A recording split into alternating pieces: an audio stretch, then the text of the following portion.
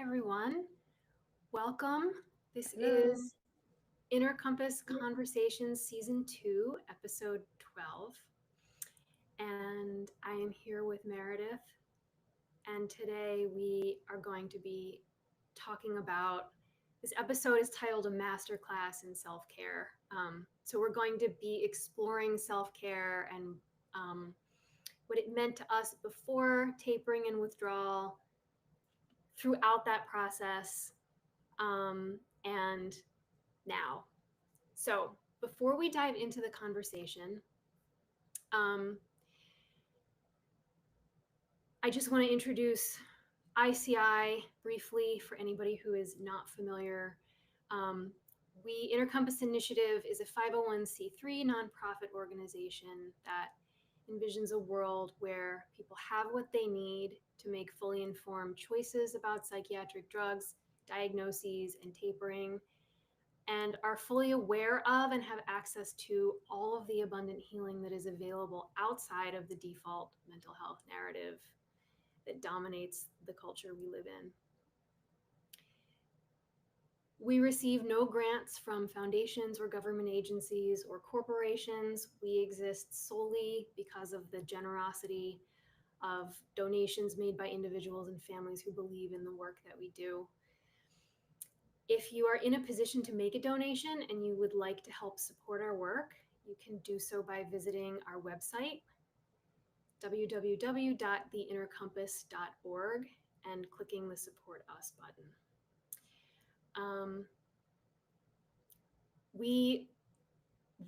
This conversation topic came from you guys.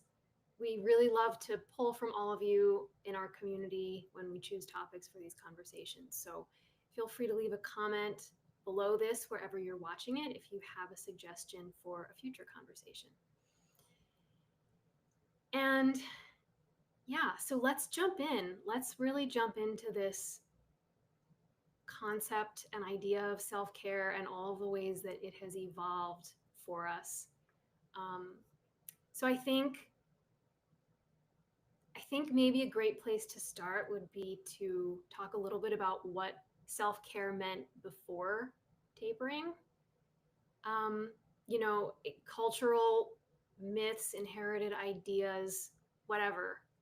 What did it mean before? And then we'll move into how it's shifted over time. Yeah. Um, for me, I would say before going through psych drug harm and withdrawal, self-care was often this to-do list, lifestyle. Um, it was about modality and these tools, and um, often was about what is going to make me feel better the fastest. Mm, And post psych drug harm withdrawal, it really became about what is going to bring me closer to safety and nourishment. How can I douse myself in safety and nourishment? And not needing it to be this like, well, if I do this, then I'm going to feel better immediately. It mm-hmm. became, self-care became this act of devotion and love to myself. It was a way that I parented. I think that, we were just talking about this. It's like there's this idea around healthcare, and yet oftentimes when I would go to the doctor, it's like this very quick 10-15 minutes, you're in and you're out. What I've learned about what actual care means and self-care, it was opposite of that. It became Mm, not this thing to do, but this way to be, this way of showing up to myself, to life, deeply relational. In the same way that, like, if and when I have a kid, because I very much want to be a mother, like if my kid's crying, and having a really hard day, I'm not going to check in on them for 5 minutes and say, okay, you good? Okay, well, here's this toy, or here's this pill. Now go on your way and I'll see you in 1 year. Maybe that's an extreme example, but I just think about how in friendships and partnerships and anything in life, we have to build safety and trust. And so self-care became about building safe and trust with myself, consistently showing up in these ways of like, I've got you, not in a transactional way of, well, if I give you this, then I expect you to give me this back. Like if I take a bath, then you better be peachy cream happy after the bath, or else I'm not giving you a bath again. It's like, no, I'm just being this way and showing up for myself because I truly love myself and because I deserve it. So I'd say that was one of the biggest transitions for me, going like from the psychiatrization model of quick fix, what is going to make me feel better, to this relational, I'd say like an orientation from short term to like, this is the long game. This is a way of life. It's not a lifestyle, not dipping into it when I feel like it or when I need something from it. It's like, no, my orientation is um, to love myself. And we can obviously talk deeper of like, what does that actually look like in action? And I think that's the issue. I think self-care is this thing that's been, thrown around a lot. It became this really big topic over the last 5, 10 years, and then manifestation and spirituality and, hacking, biohacking, and we hear all these words, and it's like, well, but what does that actually look like? What does it feel like? And yeah, how do we engage with it in a way where we're not in this like fix it mentality? So I'll start there. Obviously, so much more I can say. As always, I love these topics. What about you, Leela? Like, what was your orientation before to self-care? And what's your orientation now? How has it changed? I don't know that I really had an orientation to self care. I don't think I really thought about self care.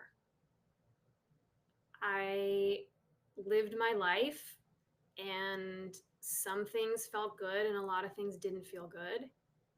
And maybe if you had asked me what was self care back then, I don't know. Maybe I would have said it was a really good conversation with a friend. That's still part of self care for me today. Maybe I would have said it's getting a manicure or like going to happy hour. I don't even know, but I didn't think about it, which speaks volumes. I just I didn't think about it. And Um, we're not taught and I it was growing up. So it's like, and I was not and I was not oriented towards. I mean, maybe in some ways I began to orient towards nourishing myself before it occurred to me that I wanted to get off the SSRI, but it was not really a way of life. And it really is a way of life, as you said, that today, I mean, it permeates everything I do because it's how I orient to the world now. Yeah. Um, I love I that so much. think, It's very honest. yeah. And I think many people listening probably feel that way. They're like, I don't even, like, I didn't know what self-care was. I still don't know what self-care is. Because I again, mean, we're not, right. We're not taught. We're not the things that we are taught, I think, culturally are very much these sort of productivity based ideas of yeah, self care, yes. um, and where you've still somehow checked a bunch of things off a list or accomplished something or gotten better at something or more efficient at something or what it's like a lot of the cultural norms about it are oriented in that way, which to Mhm. me is not has nothing to do with what self-care is. Well, not nothing, but on a day-to-day basis, trying to be better or more productive or more something. Like striving is not really how I orient Yeah. towards self-care. It's like the image of the hamster wheel where Right. it's like it's this forward motion. So you are doing things and maybe you're getting better at meditation or you're getting better at, you know, like getting really strong in the gym, but without the deepening. And I think we need that why Yeah. to really deepen into it. It's like, why am I engaging in this? Why am I choosing this? Yeah. Which you and I have also talked about. Like, we need values. We need these, like, these pillars, these anchors in our life so that every decision we're making, am I going to go hang with these people or not? Am I going to go say yes to that event? Am I going to eat this food, whatever Yeah. it is it coming back to being in alignment with our values? And I think, if we're just doing it for the sake of productivity or looks or identity, it's it's then really easy to then lose that. It's not as sticky. It's not as strong as of a foundation. Yeah. No, it's not. I'm curious what did self-care look like for you at the start of tapering? Mm, Or maybe let me ask it this way, what kinds of supports did you think you needed and what kinds of supports actually helped? yeah, I love this question. Um, well, specifically for me with going into protracted withdrawal, I was in such a state of chaos. It really felt like I was drowning. Mm-hmm. And so I was in a very impulsive, reactive state, looking for like immediate relief. And I think because of I've been seeped in the spiritual self healing culture for about 10, 15 years now. And so I was convinced at the start that I needed a diagnosis that could explain what was happening to me. I needed I needed my detox pathways opened. I needed the right detox protocol supplements, needed to find out what dirty genes, MTFHR that I had. Like, I needed an answer for what was happening. I thought that was going to help me. I needed the right modality. Um, I had a big realization when I was going to this neurofeedback clinic. I was really shopping for like, what is the modality that's going to fix this brain injury? And I had probably gone like 8 sessions to this neurofeedback clinic. And I realized after a while that the neurofeedback wasn't helping me. It was actually making me worse. And I found that with actually most things that I tried, most modalities, most tools, most supplements at the time of my nervous system being so blown out. Um, probably my body so inflamed. It was like more was often not better, even though I thought more was it. That was my original orientation. Like I just need to do more this, more that. And I realized after a while of being at that neurofeedback clinic, the healing I was getting was when I was having the conversation with the woman who owned the clinic, because she held this beautiful space. I was able to be in my fear, in my mess, my chaos. She would share stories about her life when she was really going through it and thought she wasn't going to make it. And so, was so loving, like really believed in me, like really encouraged me. It wasn't this transactional. She'd sit in the room with me. I mean, the first meeting I had with her, we sat there for 2 hours and it was just this like human, honest interaction about healing. And that was doing something to me in like the deep, deep. Mm-hmm. Um, so what I realized over time, what actually helped, again, were relationships. Mm-hmm. Having people in my life who really believed in me, who, like, I just felt such like spacious love from. They weren't trying to fix me. Um, I wasn't broken to them. Like, they could really see I was just going through a human experience. They weren't scared of me.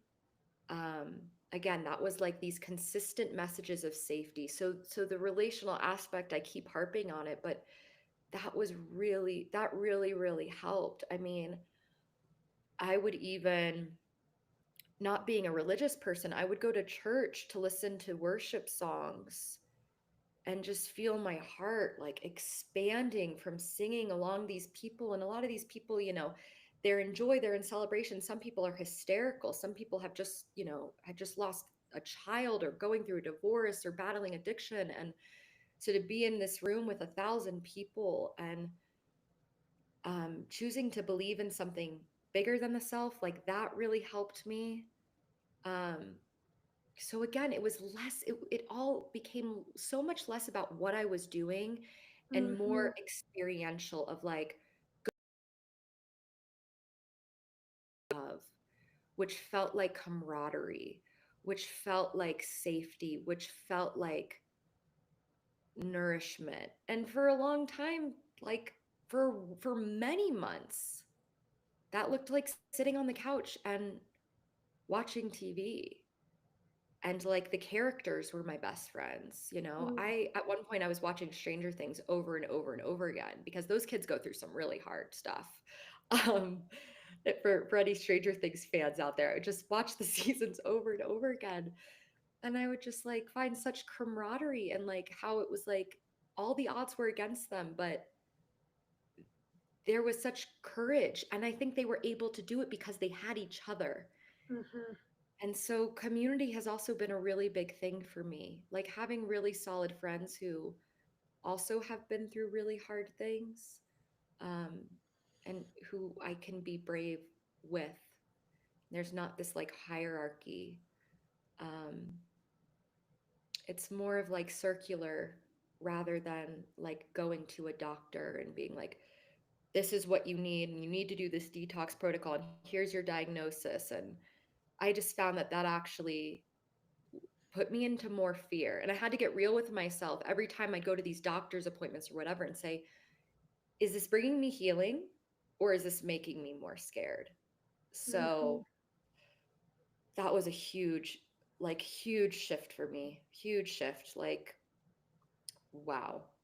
And again, it's like not expecting that things are happening overnight. Like, this is like a lifelong thing, things that I am unwinding from that are so internalized in me, and then also going towards like this newfound idea of what love and safety actually feels like, because for a long time like chaos felt safe to me, so that's what I went towards.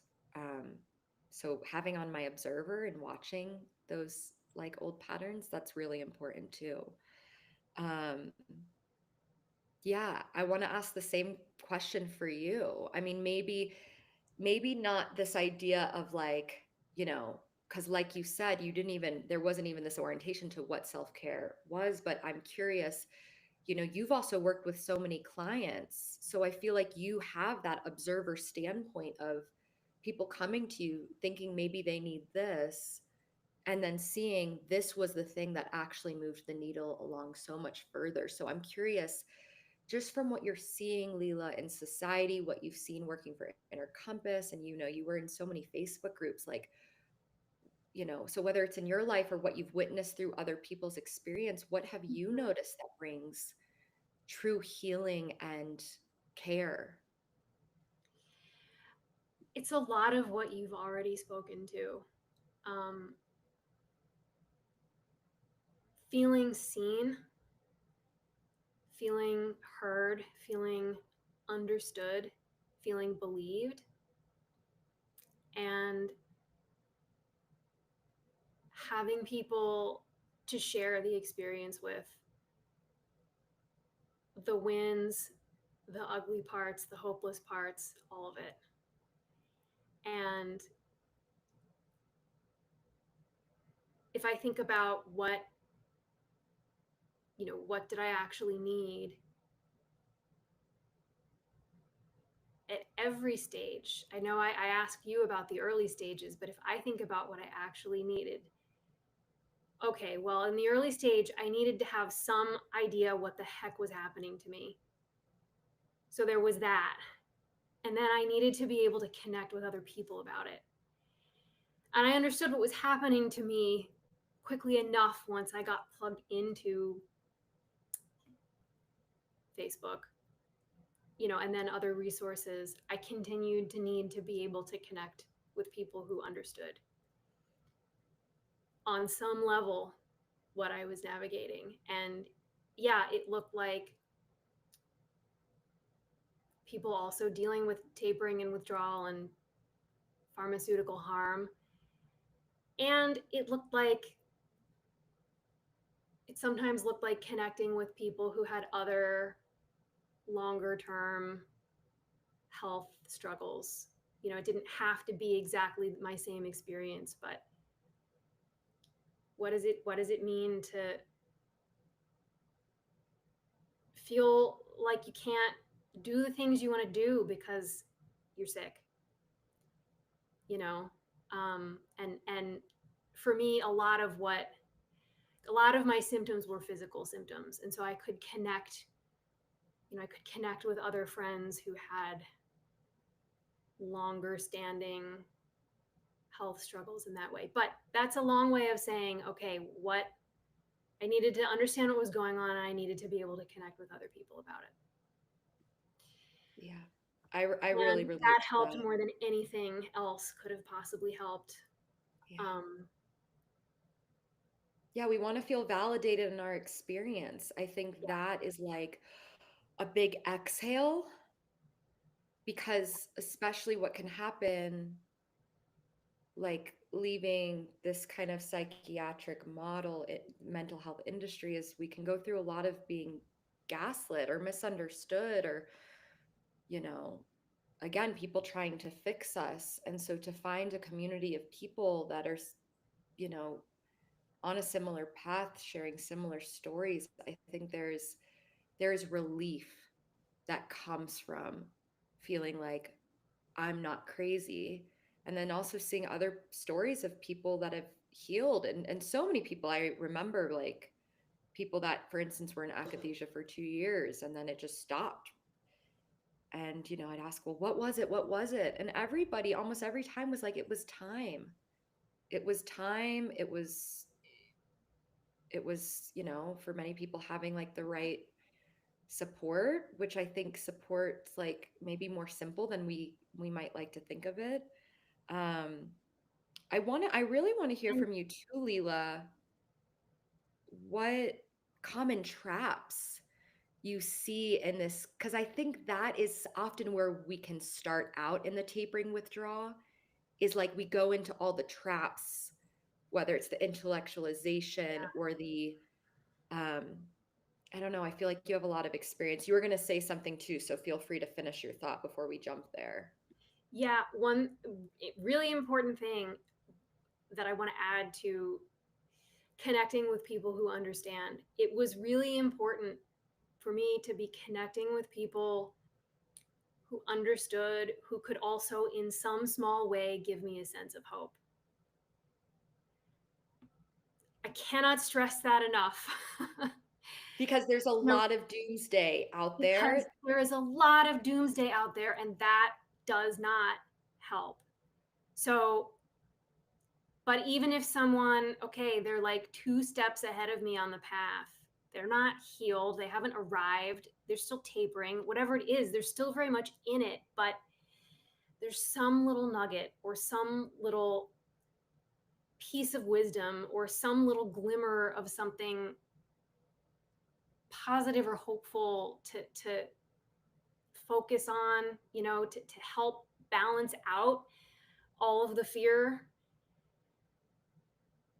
that what if this is my life forever, so that feels really important to say. And I got good at, and this ties into what self-care looks like today. I got really good at paying attention to how I felt in certain spaces, around certain people, in certain interactions.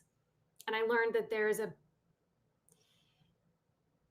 a big difference between feeling uncomfortable because something is pushing me up against a limit and asking me to grow in a way that is going to move me in a direction that I want to go, and feeling uncomfortable because it's kind of like I'm being poisoned by whatever it is that I'm exposing myself to. And I think that that's one of the common traps, actually, is that it's like, what's happening to me? I want to understand all of it.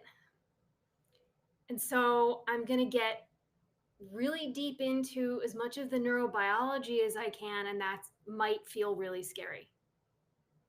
Maybe it doesn't, not for everybody, but that might feel really scary. I'm going to spend all of my time reading stories in forums until I find somebody that's exactly like me. How many horror stories are we going to read that at the end of our digging we feel worse, not better? Right? And so it's like in trying to understand and in trying to care for ourselves, sometimes we can really go down rabbit holes that are not loving to us Yeah. and are I not feel like, nourishing to Leela, us. this is, I just want to like pin this because it feels so important. What is comfortable is not always caring. Right. So for instance, like we could eat a huge bag of M&Ms, which hey, listen, sometimes that's the caring thing to do, okay? Like we'll give it to you. But like, just for the sake of metaphor, it could be really comfortable to eat the mac and cheese and the M&Ms and M's and the popcorn and all the things, the ice cream, the whole tub of ice cream. But is it caring? And so, not to go into perfectionism now with eating for anybody who's struggling with eating, but I think that for instance, I see a lot of people that are dealing with chronic illness or withdrawal. I did this myself. We will spend the entire day on the forum because we want to find a story that matches ours. Yep. And we want the comfort of knowing we're not the only person going through that. But then Exactly. if you end up on this whole thread of people saying, I've been bedridden for 10 years, it's not getting better, I've tried everything, is that caring? What is that doing to your psyche, to your body? How are you feeling? And so I think Leela is just making a really important point here around shifting from this thinking the way through it, going towards the familiar or comfortable versus feeling our way through it. And this is a big thing we talk about, Leela, too, is the listening to the body. I think that's a whole thing we have to learn, especially when we go through a health thing that like brings us to our knees, whether it's physical, mental, emotional.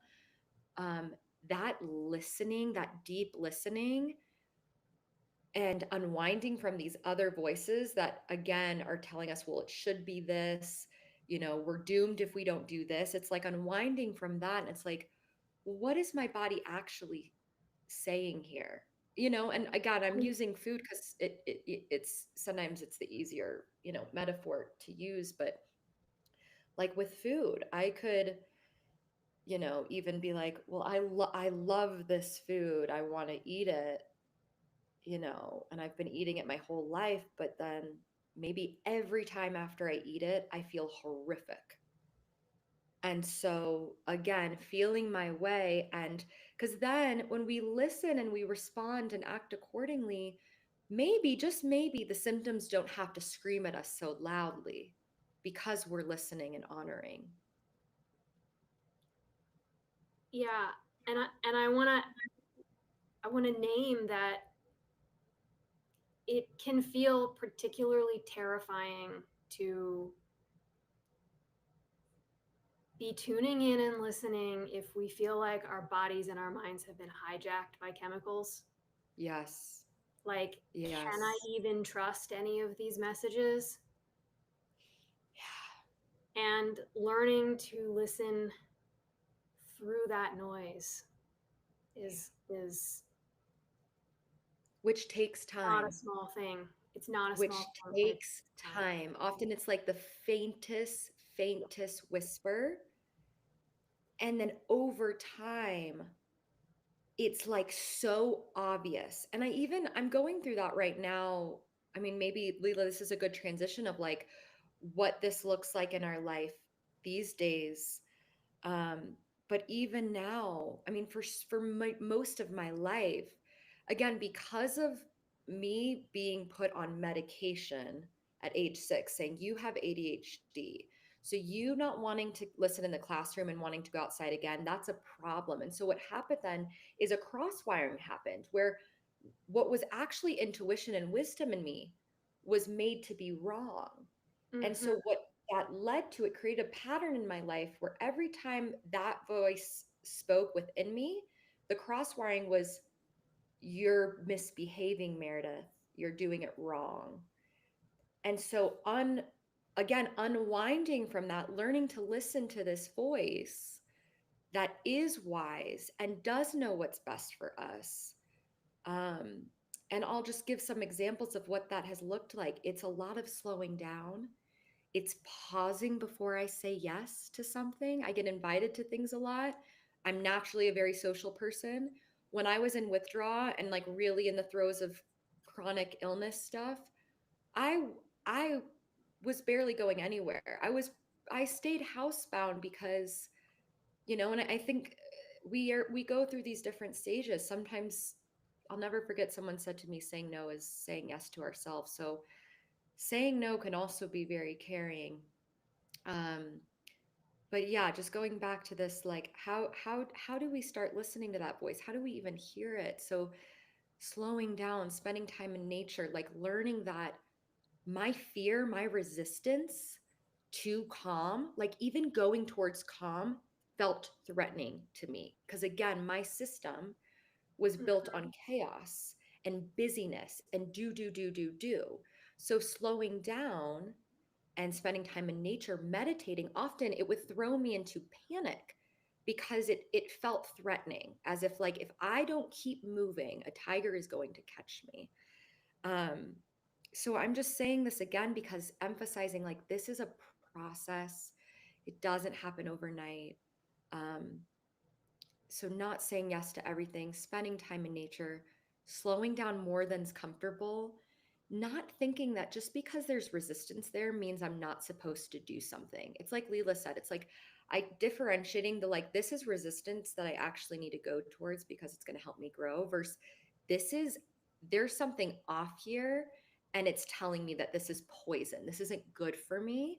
And so I'm going to pivot.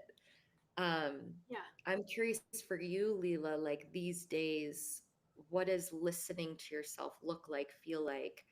What feels really caring to you these days? Space. Space. Continuing to build a life that has the space to slow down. Yeah.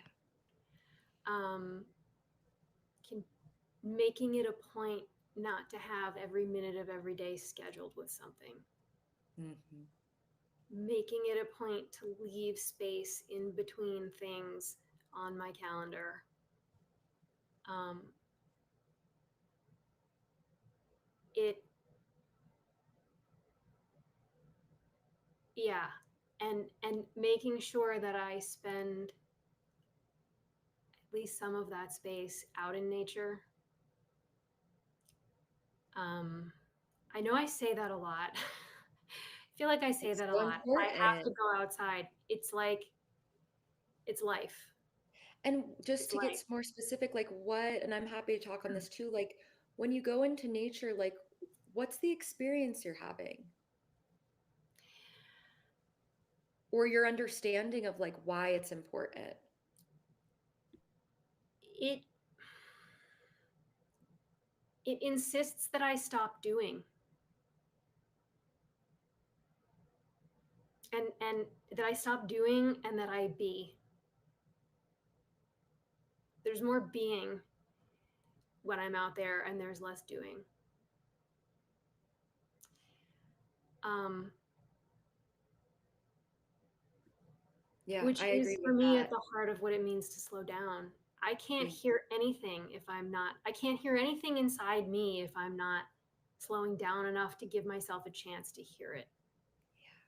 absolutely. I And feel like, No, go ahead. My body will start screaming in the language of symptoms Yeah.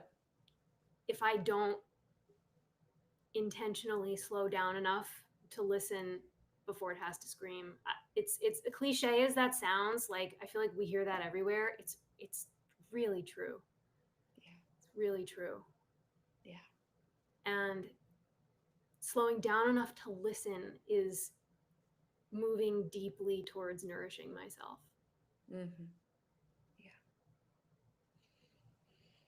Yeah. I think I'm just thinking back to when I was like at my worst in withdrawal and just feeling absolute despair and hopelessness, and um like realizing there were certain things that were had to become non-negotiable if I was going to heal or find the relief that I, wanted. And getting outside and walking was one of them. And again, it was interesting. I think I've talked about this in past lives because I'd go for a walk every single day in the morning to try to beat the akathisia, and or at least to move through the akathisia and not feel so tortured. And I for many months I'd go on those walks and there was no relief I was feeling, and yet I felt that I was being doused by the great mother, by the earth, that I was being reattuned to something, um, shifting my orientation. So, for instance, like rising with the sun, like living cyclically, rhythmically. Okay, it's a warm day. I'm going to get outside. I'm going to receive vitamin D. Like I'm breathing this fresh air and then I'm giving it back. Like there's this, and I can only explain this now, hindsight. Like when I was in it, I was, and I just want to emphasize to that people too, for people too, if you're in it, like you're not really feeling the relief or healing, it doesn't mean that there's not healing happening, which we talk about in our last conversation called The Invisible Work of Healing. You can go watch it on our YouTube, and there's a few other awesome videos on there. But I think what I love about nature is it, like, to me, she is the, she, they, whatever you want to call it, um, is the ultimate teacher. And and again, like this, remembering that like the tree does not grow overnight. The tree took a very long time to grow. And that during winter everything looks completely dead and naked, and then summer it's in full bloom.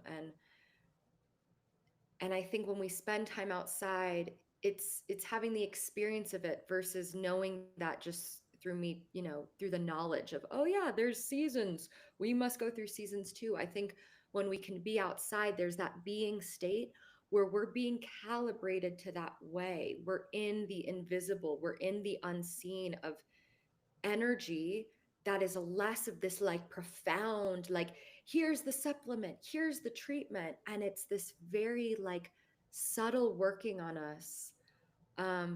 And I think in the self-care there are certain things that it's like we have to get devoted to, which goes back to the values. Yeah.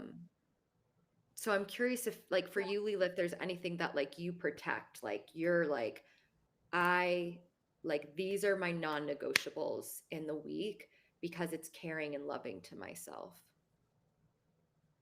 And if and if that looked different, like when you were tapering to now. Yeah, that's a really good question. And well, now certainly, um, non-negotiables are time for my meditation practice every single day. Um, Time to move my body most days a week. And I've never been a vigorous exerciser. Not in Certainly not in the midst of tapering, not now, but time for meditation, time for movement. Um,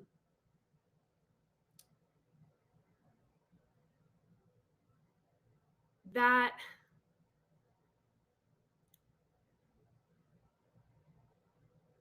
that's just a piece of something that feels like an even bigger part of self-care, which is building a life where other people don't dictate when when and how I spend my time, meaning there's flexibility.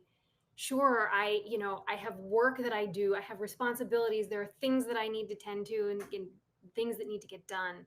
It is essential for me that I have a significant amount of flexibility about when and how those things are getting done. If Yeah, because the pace that the rest of the world, that the society we live in wants me to move at, is not the pace that I can move at and be anywhere near remotely well.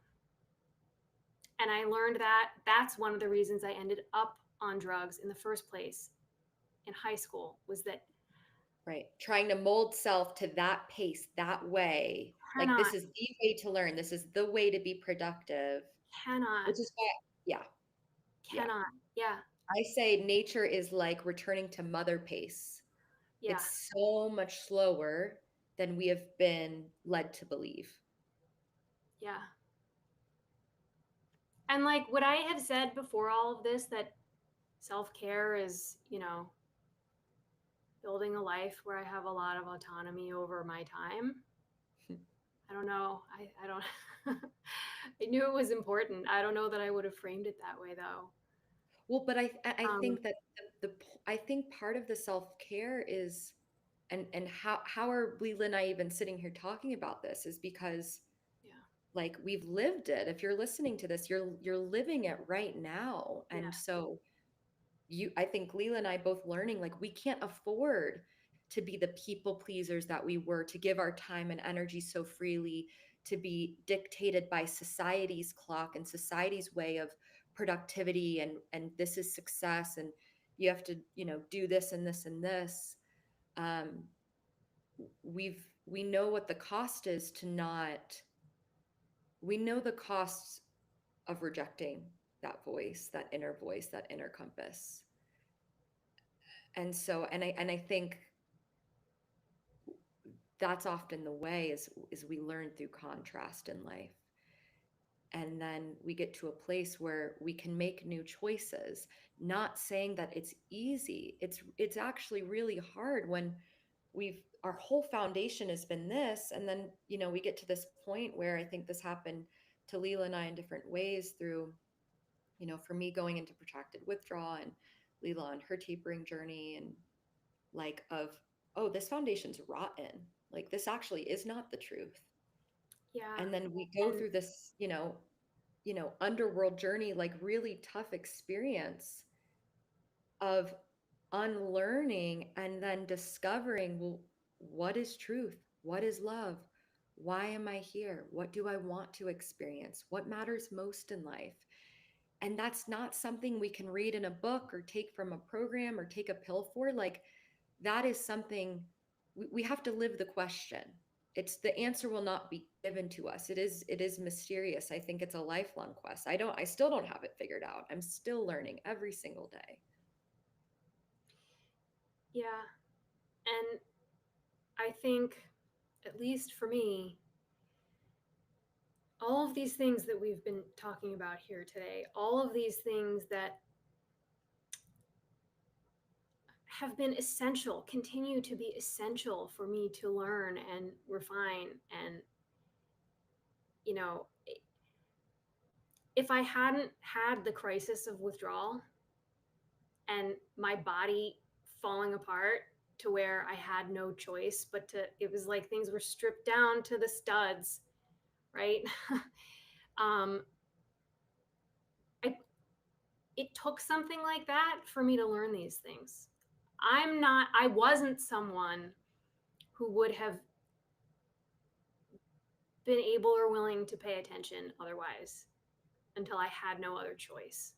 Yeah, I agree with that. Um, and letting people know all of you the don't have to wait for no, you it to don't be a have to big wait. crash.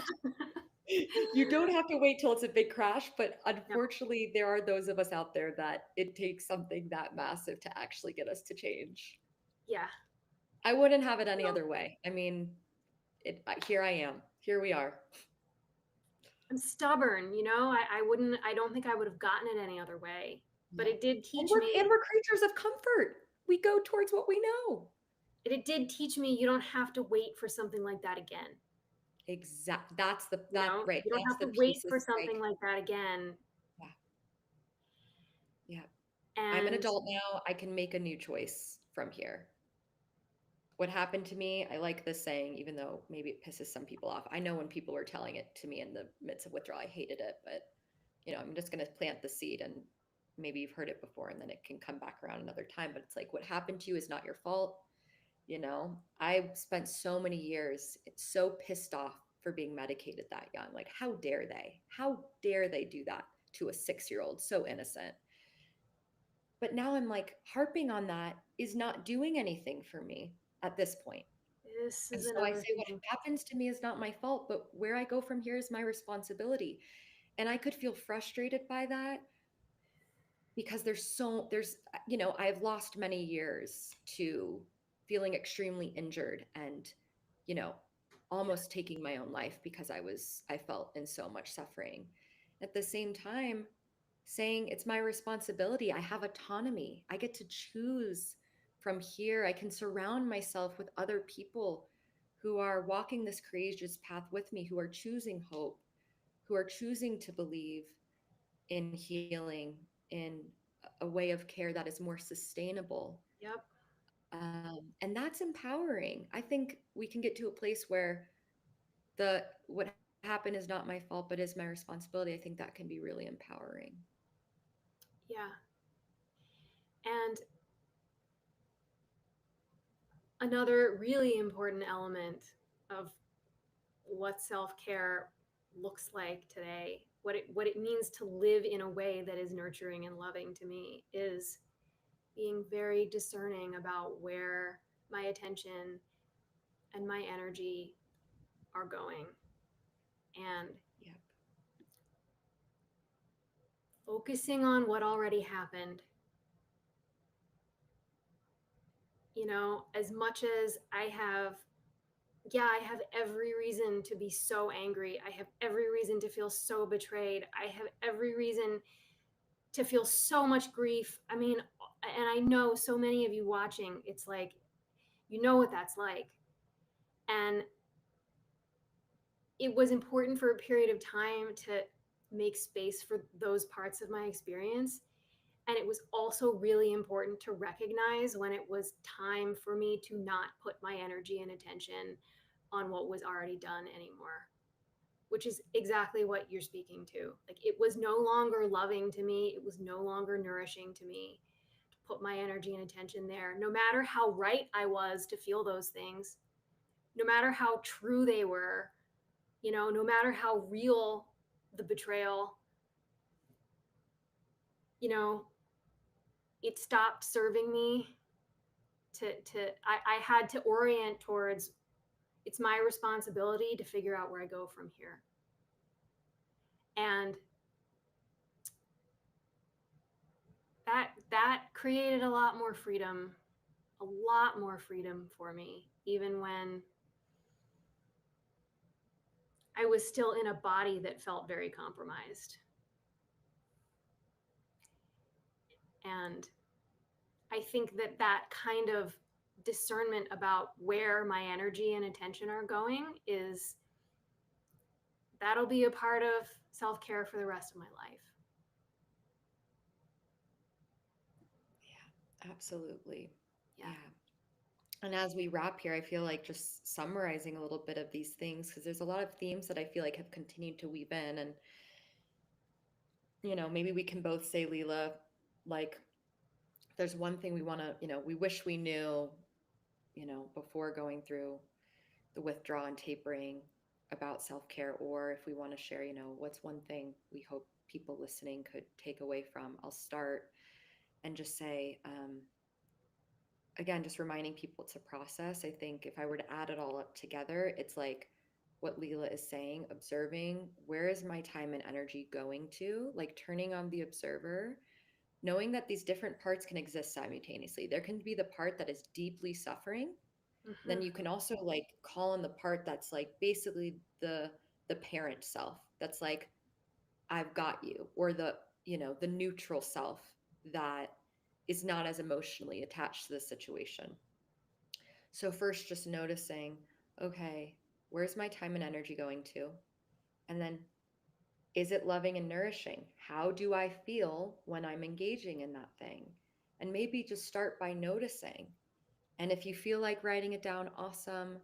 I know when you're in the really, for people that are really in the thick of it, it can feel very aggravating. Like, well, I don't want to do any, like, I don't want, it's already hard work just being alive. Like, I don't want to work anymore. I don't want to have to observe anything or, but if we can try to keep it simple of just noticing how I feel. Okay, I'm going to hang with this person. How do I feel when I'm with them? How do I leave after I'm with them?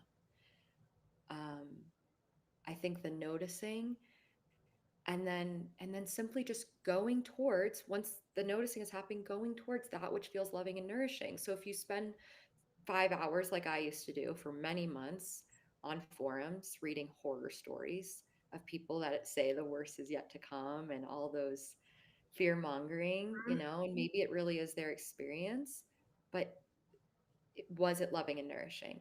Was I better off or worse off after doing that for 5 hours? And then slowly making a new choice, catching ourselves in those moments we want to go towards the familiar and the comfortable, and saying, what's the choice that long term is loving and nourishing, not the quick fix that I want right now. So that would be my main thing that I would love for people to take away, if Yeah. anyone wants anything to take away. What about you, Leela? Well, someone says here, but we don't have any energy during the withdrawal process. I think this is a really important thing to touch on, Yeah. and it would be part of my takeaway. Um, the way I see it is, yeah, you're right. We have very, very little energy during the withdrawal process. The way I see it is, if I have the capacity to pay attention to anything, there's at least a little bit of my energy that's going to that, towards that attention. This is one of the reasons why it became so important for me to be very discerning in withdrawal, because I had so little energy relative that I had to be really thoughtful about where it was going, because it was so limited. It was so limited. I had to get really discerning about putting that in a direction that would be useful, because I had very little energy on every single level. Um, so yeah, It I can don't know be, if there's I just want anything to say quickly, it can be really tiny shifts too. Like, tiny. for instance, if you feel like going and reading stories of other people who have gone through this, instead of going on forums where there's a lot of, fear and doomsday, going towards stories of hope and Right, healing. That's again, it's like if you're going to do something, you're going to engage with something, going towards, or you're picking a movie to watch. Instead of watching the horror film, you're choosing comedy because laughter is really healing. So right, it's like if you're going to do something, just going towards a thing that's going to be more loving and nourishing. exactly, exactly. And that's it right there. It can be very small things, and those very small things can add up to be monumental. They do add up to be monumental. Yeah. So this feels like a good place to wrap up the conversation.